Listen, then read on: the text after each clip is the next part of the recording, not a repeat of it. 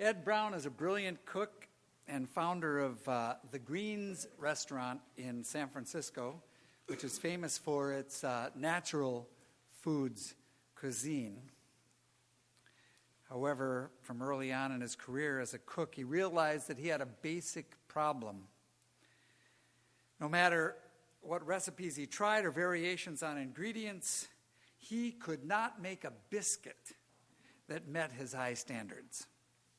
This was so frustrating to him that his waters rose to boiling, angry with his own failure, and sometimes spilled over into decisions that he would not ordinarily make, particularly his anger at his staff. He was very distraught with himself about this, and finally, to rid himself of this enraged part of himself, he decided he was not even going to attempt to make biscuits anymore.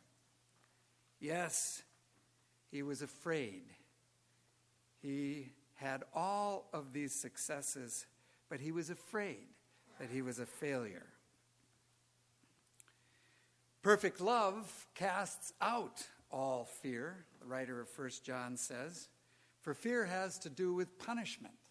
But of course, that's only partially true. Some fear doesn't have anything to do with punishment. If you're walking down the streets of New York and somebody hollers, "Look out," and you look up and you see a piano that's been dropped, it's falling down upon you, this isn't about punishment. This is, get out of the way. Not all fear has to do with punishment, but much fear does. Toni Morrison said, "There are more scary things inside than outside." And one of the foremost among those scary things on the inside is that part of you and that part of me that is the critical judge. You're not good enough, good looking enough, wealthy enough, you don't perform good enough, you don't love good enough. The writer of 1 John has taken this to theological extremes because he is referring to the final judgment. And he is opposing the idea that we have to fear any final judgment. Now, whether or not you believe in a final judgment, I almost said fiery judgment. Yeah, did you catch that? A little Freudian slip from my young years, yeah. All right, let's... Start again. Yeah, start over. From the final judgment, there are plenty of implications for our present judgment as well. Because if, as the author of 1 John says, God is love, and not just love, but perfect love, there is no need to fear the final judgment or any other judgment for that matter. There are more scary things on the inside, which is to say that we are our own worst judge, and those judgments come out of a sense of punishment, a fear of rejection of some kind. So what do we do? Well, I'm going to suggest a few things. First of all, we're going to trust. We're going to trust that all parts of ourselves are lovable. We're all made up of different parts. Most of us have parts of ourselves that can come to the surface every once in a while that are scary. And in fact, what we want to do is relegate them, back to the depths where we won't ever have to experience them again. But then again, they rise to the surface, and there comes our anger, there comes our hidden, receding self. We have to trust that these parts are lovable as well, and that the love of God applies even to the parts of us that we fear. Ed Brown with his biscuits, well, he decided, after he made the decision not to make any more biscuits, that he was going to get to the bottom of this. And so he would take long walks and think about biscuits. He would meditate on biscuits. And when nothing came up, he finally decided that he was going to go back at the beginning of his life and walk through each year and try to understand why biscuits were such a big deal to him. He could do this because he believed that whatever he found, he wouldn't have to be afraid of. It could be loved. The second thing, after trusting that all of ourselves are lovable, is to understand that the scary part was originally trying to protect us. To understand that the original scary part was trying to protect us. Often they developed in our childhood when we had no other way of protecting ourselves. And as the Marie Curie quote says in our bulletin, there is nothing in life to be feared, only to be understood. And this is true of all of us. I have a friend of mine who's a very smart fellow, but his fourth grade teacher had said to him in front of the class that he wasn't very smart. And he internalized that. And so even though he's smarter than the average bear by a bunch, if somebody disagrees with him about something that he says, he just steps back and recedes. He won't stand up and kind of hold his point of view, you know. And I have a colleague who had an alcoholic father who was angry and violent, and he internalized that anger. And if you cross my colleague, well, beware, because that anger that he internalized will come right out. Both of these responses come from the parts of persons that originally were trying to protect them, trying to make them safe. And yet they feel scary to them as adults.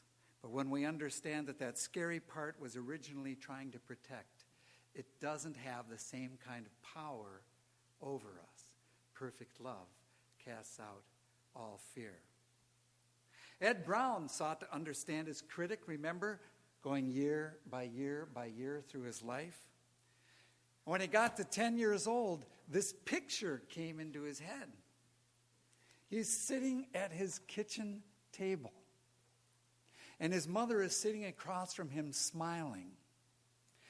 And the room is filled with the smell of baking bread. And in his hand, he has a warm biscuit on which has been slathered melting butter. And his mouth is watering. And he's about to put it into his mouth. And his mother's smile surrounds him. And then in this memory, he looks and sees beyond his mother on the kitchen counter this cardboard cylinder that has been twisted open with a blue and silver wrapper. And on the ends of it are metal circles. And it occurs to him that his standard for biscuits all of these years has been Pillsbury pop-up biscuits. That every Saturday morning, his mother would crack open on the counter, twist it, and put that little round hockey pucks of dough onto a baking pan and slide them into the oven until it just filled the kitchen with those wonderful smells. Of course, he couldn't reach that standard in his own making of biscuits. That was equated with his mother's love, with his home.